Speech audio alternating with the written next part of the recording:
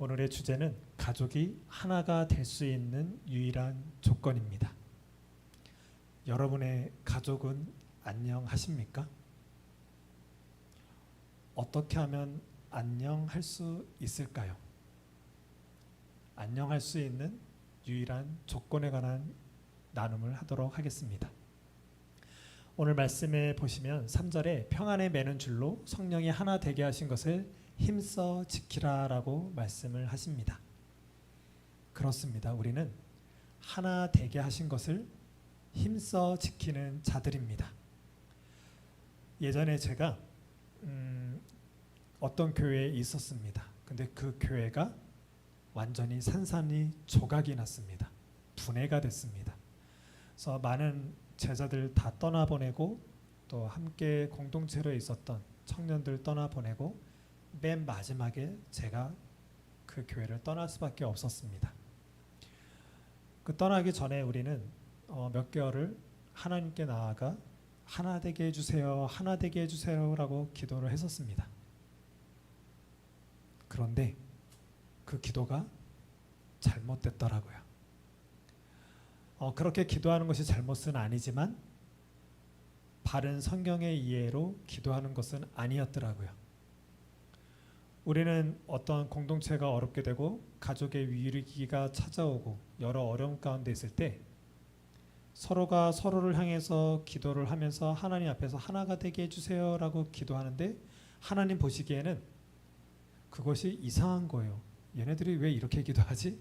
이런 현상인 거예요. 왜냐하면 오늘 말씀에 하나님께서는 하나가 아닌 것들을 향해서 하나 되게 해주세요 라고 우리에게 요구하지 않으시고 이미 내가 너희로 성령 안에서 평안에 매는 줄로 하나가 되게 했으니 그것을 힘써 지켜라 라고 말씀을 하시는 거예요.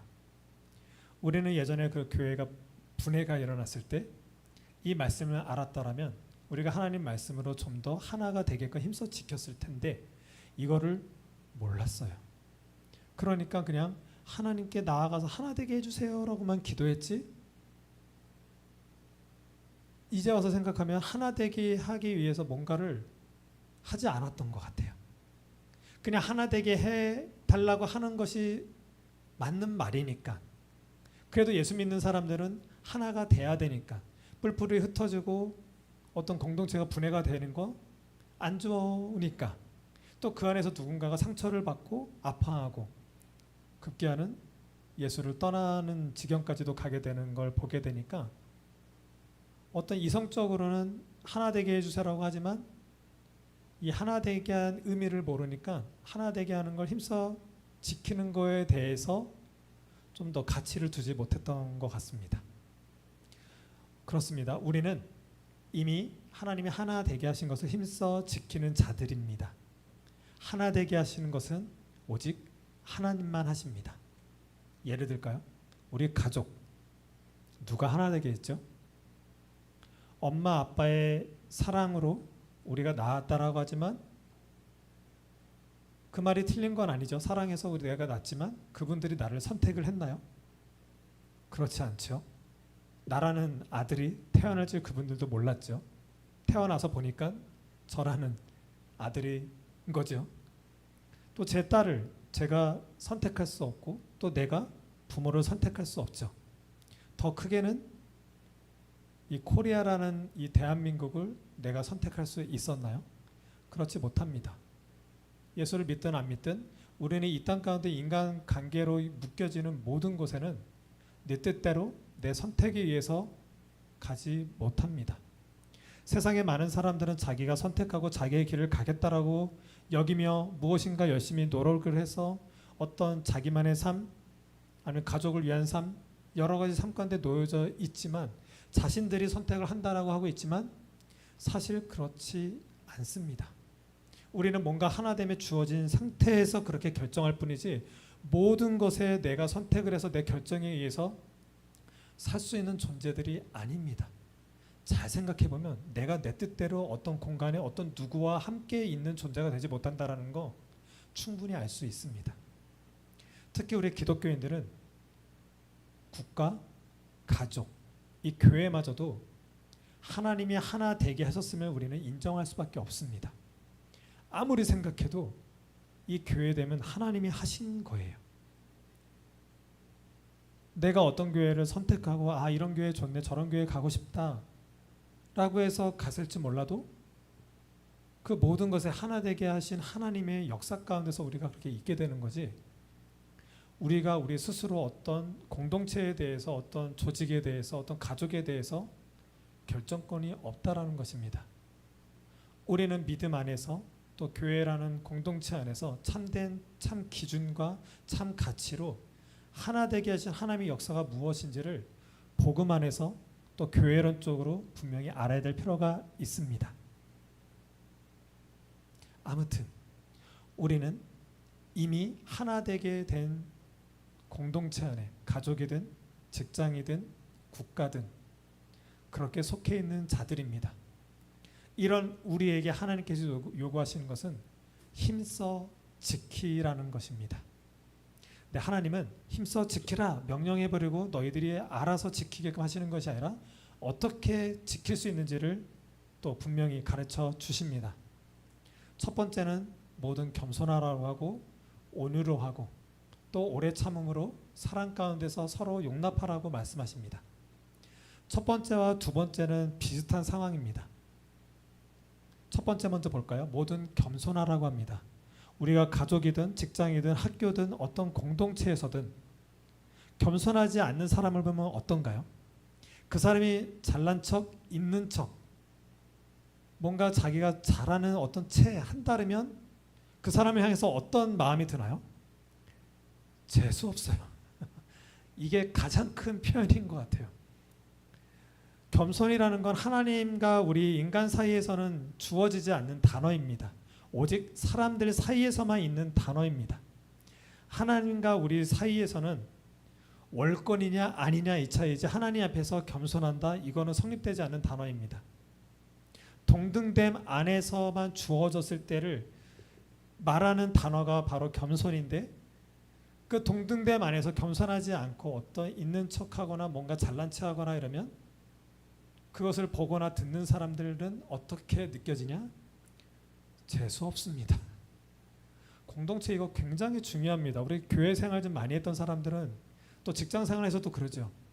좀 뛰어나더라도 잘난 체하거나 있는 체하거나 어떤 척하거나 이러지만 않아도 참 좋을 사람이 뭐 허세가 될 수도 있고 뭔가 있는 채 잘난 체를 하면 너무 보기가 싫은 거예요. 그러면 그 공동체는 온전해지지 못합니다. 점점 사람들이 서로 멀리하게 되고 계속 경계하게 됩니다. 하나 되기 너무 어렵죠. 그 두 번째, 온유입니다. 온유라는 단어 굉장히 어렵습니다. 애매합니다. 그렇지 않나요? 착한 건가? 선한 건가? 어떤 거지?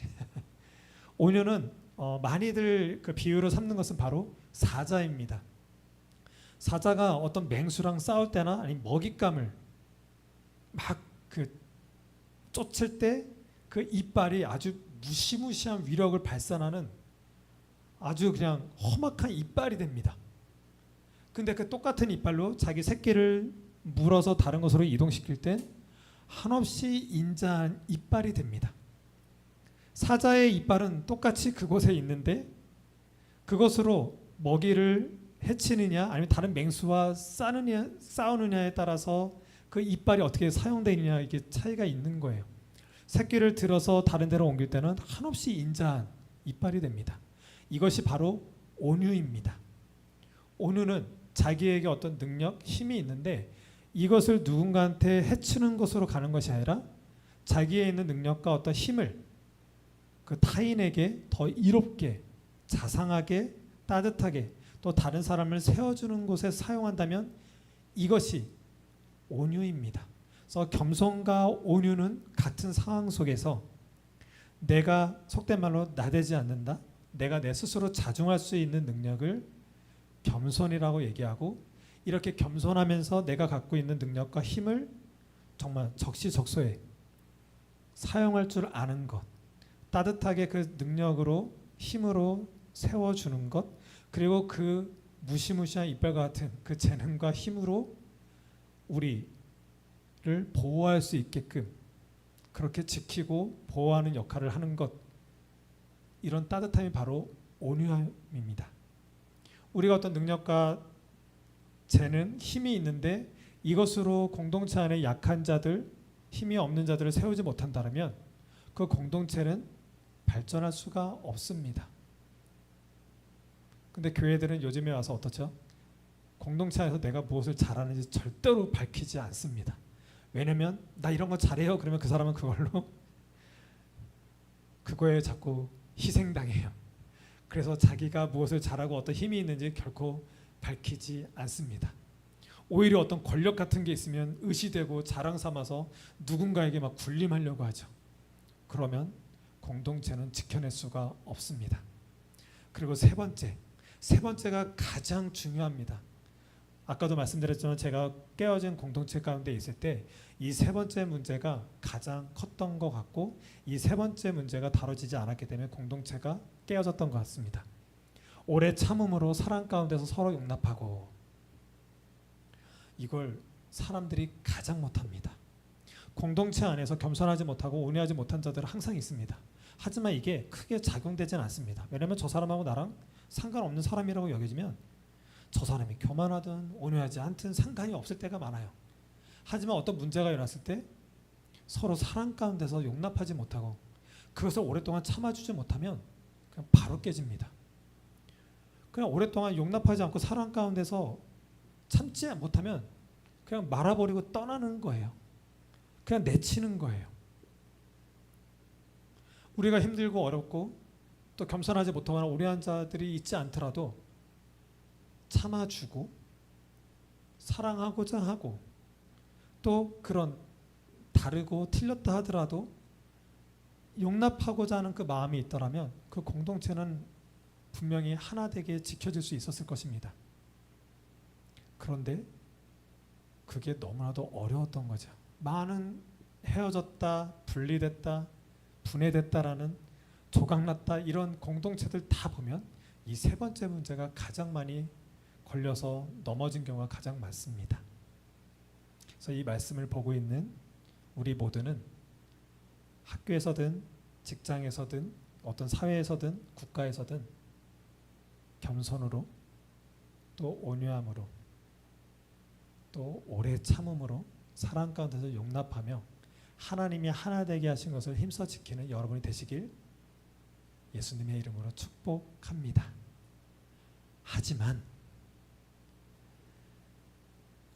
제가 이거 집에서 이제 신문지를 붙여왔습니다. 풀로 한번 이거 보실까요? 한번 보시겠습니까? 사람과 사람이 하나가 됩니다. 근데 그 사람이 쪼개지고 분리되게 되면 이렇게 뭔가가 붙게 되고 구멍이 납니다. 이것이 인간관계입니다. 우리는 태어나서 지금까지 살면서 수많은 사람들을 만나왔고 또 헤어짐에 대한 경험도 있습니다. 그 헤어졌던 경험 속에 있는 사람들은 사랑했다라는 사람도 있을 거고 소중한 사람도 있었을 것입니다. 하지만 우리는 다 헤어진 경험이 있게 되고 앞으로도 헤어지게 될 것입니다. 그때마다 우리에게는 이렇게 우리 마음에 큰 구멍이든 작은 구멍이든 수많은 구멍들이 생길 것입니다. 그걸 만났다 헤어졌던 그 사람들의 수많은 그 무엇인가가 나한테 이렇게 묻어져서 나라는 사람이 형성이 되어 있으셨을 겁니다. 우리는 이게 너무 힘든 거죠. 저 같은 경우도 만났다 헤어지면 구멍이 나죠. 이 구멍을 그렇게 메꾸려고 그렇게 노력하고 그렇게 아파하고 힘들어했지만 이 구멍이 메꿔지지가 않아요. 그리고 그 사람들의 그 무엇인가가 이렇게 저한테 묻어 있어요. 이걸 그토록 그렇게 떼어내려고 그렇게 노력을 했는데 안 떼어져요. 여러분들 이게 떼어지시나요? 이 구멍이 메꿔지시나요? 안 됩니다.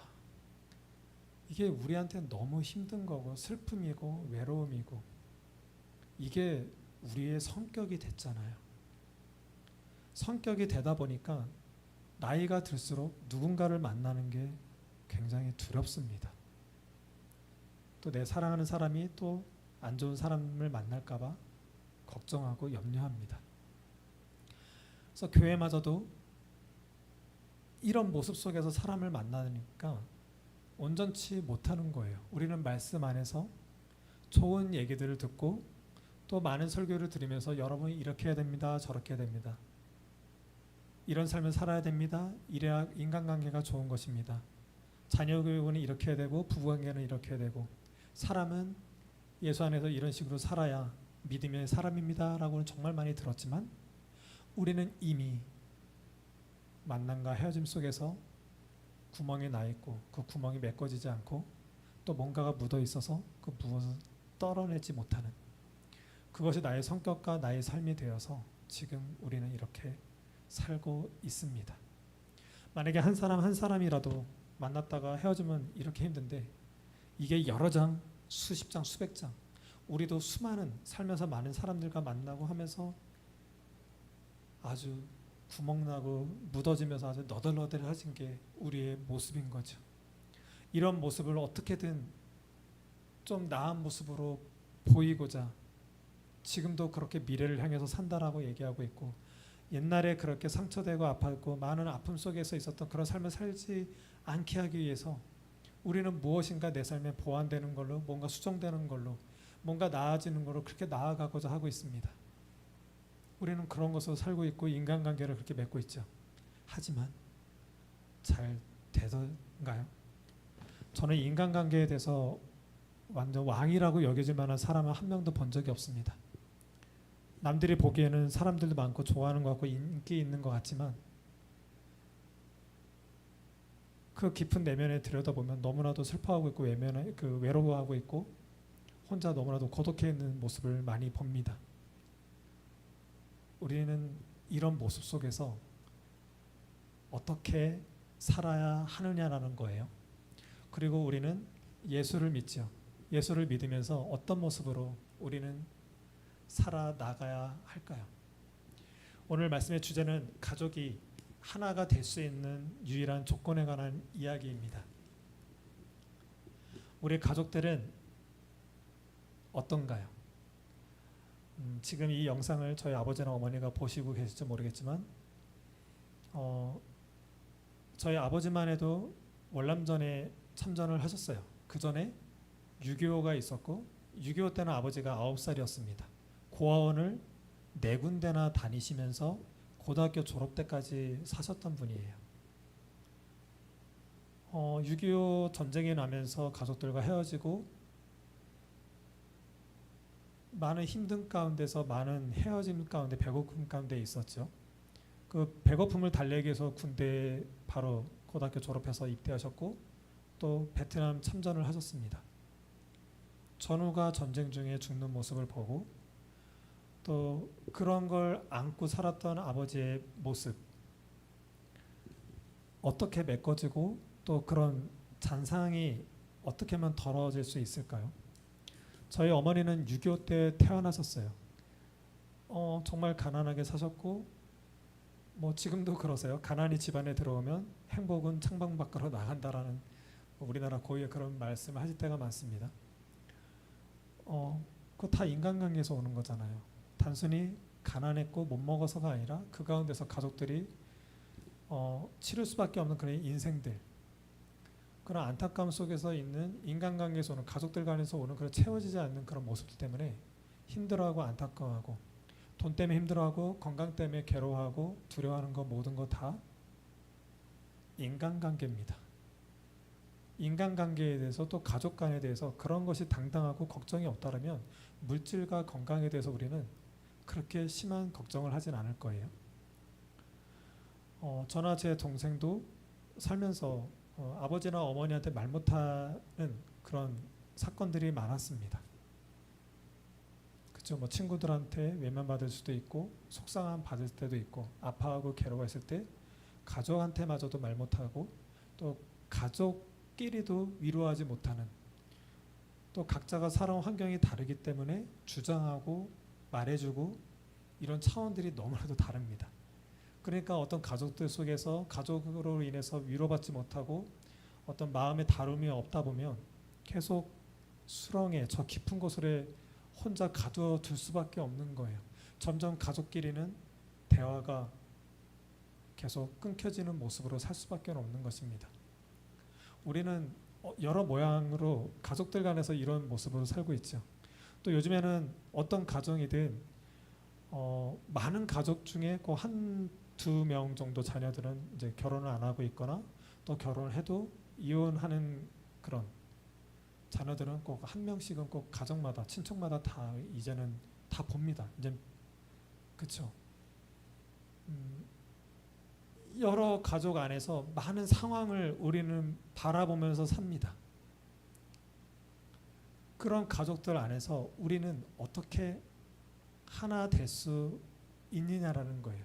그 유일한 조건을 오늘 말씀에서 말씀하고 계시다고 있다라는 것입니다.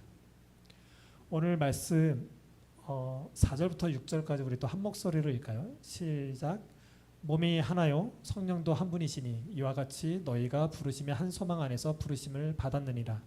주도 한 분이시요 믿음도 하나요 세례도 하나요 하나님도 한 분이시니 곧 만유의 아버지시라. 만유 위에 계시고 만유를 통일하시고 만유 가운데 계시도다. 아멘. 무슨 말이냐면 우리가 하나 될 수 있는 유일한 방법은 하나로 묶어주시는 하나님 밖에는 없다라는 것입니다. 우리 가족, 우리 교회가 하나 될 수 있는 유일한 방법은 복음을 알아듣고 복음을 알아듣는 자들이 한 예배자로 서는 것 밖에는 없다라는 것입니다. 우리가 이렇게 구멍나고 또 뭔가 묻어서 힘들어하고 인간관계 속에 있지만 이것은 다 죄의 결과이고 죽음의 방식이고 죽음에 놓여진 사람들의 안타까운 삶입니다. 우리는 이런 삶에서 어떤 누구도 해방될 수 없습니다. 자유로울 수 없습니다. 어떤 누구도 그 무엇으로도 극복해낼 수가 없습니다. 오직 하나님의 구원의 역사, 그 역사의 방법으로서 예수 그리스도를 알아보는 것 외에는, 그리고 우리로 이렇게 성령으로 그 평안에 매는 줄로 하나 되게 하는 이 놀라운 복음의 의미가 아니고서는 이 세상에 어떤 무엇도 우리를 하나 되게 할 수 있는 존재가 없습니다. 오직 삼일째 하나님만이 우리를 하나 되게 하실 수 있습니다. 그래서 오늘 말씀의 주제인 가족을 하나로 되게 하는 그 유일한 방법은 복음밖에 없다라는 것입니다. 그래서 예수 그리스도가 이 땅에 오신 거고요. 참된 하나됨의 그 지킴을 위해서 이 땅에 오셨고, 오늘 2절 말씀처럼 예수님은 하나님과 함께 계셨던 분인데 동등됨을 여기지 않으시고 종의 모습으로 이 땅에 오셨습니다. 그분의 겸손으로 우리는 하나 되게 된 것입니다. 그분의 겸손으로 우리로 하나 되게 하신 것을 지키신 것입니다. 그래서 그 예수의 지키심 안에서 우리가 다시 한번 가족의 하나됨을 위해서 하나님께 나가 기도하며 하나 될 수 있는 그 놀라운 의미로 하나 될 수 있게끔 노력으로 나아갈 수 있게 된 것입니다. 이 세상에 가장 큰 힘이 있고 가장 큰 재능과 가장 큰 능력 가운데 있으신 분은 오직 예수 그리스도밖에는 없습니다. 광풍을 잠잠케 하셨고 귀신을 물리치셨고 모든 자연과 또 인간의 어떤 병을 다 고치시는 분이십니다. 그 어마어마하신 예수님이 참 온유함으로 우리를 대하고 계십니다. 그 무시무시한 능력으로 우리를 그냥 멸하고 심판할 수 있는 분이 그 능력으로 우리를 구원하시는 모습으로 온유함으로 우리에게 다가와 주셨습니다. 우리를 세워주시고 우리를 고쳐주시고 우리를 회복해 하셨습니다. 예수 그리스도의 온유함이 우리를 또 우리가 함께 하나라고 여겨지는 것들을 지켜내고 계십니다. 그리고 예수님은 지금도 참고 계십니다. 기다려 주십니다. 나를 참아내고 계십니다. 그 사랑 가운데서 끝까지 참으시면서 인내하고 기다리는 모습으로 그렇게 나와 함께하고 계십니다. 내가 죄짓고 나쁜 생각, 나쁜 마음 품고 있은 그때에도 인내하면서 참고 사랑 가운데서 용납하는 모습으로 나를 그렇게 주께로 돌아오도록 계속 기다리고 계십니다. 그 기다리는 모습이 바로 하나됨을 지키는 모습입니다. 그 예수님의 하나됨의 지키심, 십자가에서 죽기까지 인내하고 참으시고 사랑으로 용납하시는 그 예수 그리스도의 십자가로 우리는 이렇게 하나 될 수 있고, 또 뭔가 하나 되지 않는 것을 힘써 하나 되게 지킬 수 있는 그 근거로 십자가로 삼을 수 있게 된 것입니다. 우리는 어떤 누구도 하나님 말씀했다고 그래 내가 겸손해야지, 온유해야지, 그래 사랑 가운데서 용납해야지, 이런 열심으로 어떤 신념으로 우리는 하나 되게 할 수가 없습니다. 우리에게 있는 모든 하나됨을 예수 그리스도의 십자가 부활 생명을 하나 되게 하셨기 때문에, 그의 지키심 때문에 그 지키심을 믿고 우리는 공동체 안에서 하나 되게 하신 것을 지킴으로 나아가는 겁니다. 우리의 참된 하나됨의 모델이신 예수 그리스도가 아니고서는 우리는 하나 되게 할 수가 없습니다. 그래서 우리는 예수 그리스도를 따라 참된 복음 안에서 가족을 지켜내는 모습으로 하나됨을 지키는 그런 우리 모두가 되어야 할 것입니다. 나 개인과 우리 가족, 우리 학교, 또 우리 교회 온전치 못합니다. 하지만 복음 안에서 참된 예배의 자리에 있는 것, 그것이 가장 온전하고 완전한 자리입니다. 그래서 우리 모두가 함께 기도할 것은 먼저 그 나라와 의를 구하며 아직 예수를 몰라서 예배 가운데 오지 못하는 가족들에게 복음을 전해서 참된 예배자로 설 수 있게끔 하는 것, 이것이 바로 가장 온전하고 완전한 것이라는, 그 예배의 자리가 진짜 완전한 자리인 것을 알려주는 것, 그것이 바로 하나 되는 것을 지키는 것입니다. 우리는 두렵고 걱정되고 내 위치가 어디지 헷갈리고 너무나도 괴롭고 인생살이가 힘들 때 가장 정확한 곳에 있는 것, 그거는 예배의 자리밖에는 없습니다. 내가 힘들고 무능하고 여러 가지 어려움 가운데 있고 소외되고 괴로운 중에 있다 하더라도 내가 예배 가운데 있다라면 우리는 정확한 곳에 있는 것입니다. 우리의 가족들이 이 정확한 곳 예배의 자리에 올 수 있도록 우리 모두가 다 함께 기도하기를 바랍니다. 마지막으로 사람이 가장 힘들어하는 게 뭔지 아십니까? 사람이 가장 많이 힘들어하는 건, 가장 크게 힘들어하는 건 잊혀지는 것이라고 합니다. 우리 가정들 대부분 아빠들이 돈을 벌러 오죠. 돈을 벌고 오는데 돈을 버는 이유가 뭘까요? 가족들에게 버림받고 싶지 않아서입니다. 잊혀지고 싶지 않아서입니다. 엄마가 가족을 위해서 헌신하고 희생하는 것, 돈을 벌거나 아니면 밥을 해주거나 입히시는 것, 엄마가 왜 자녀들한테 그렇게 할까요? 잊혀지고 싶지 않아서입니다. 사람은 이게 가장 힘든 거죠.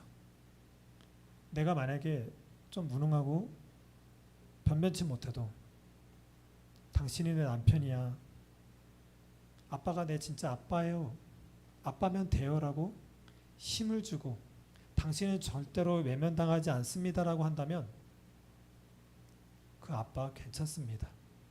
엄마 고마워요, 엄마 때문에 맛있는 거 먹고 내가 이렇게 잘할 수 있고,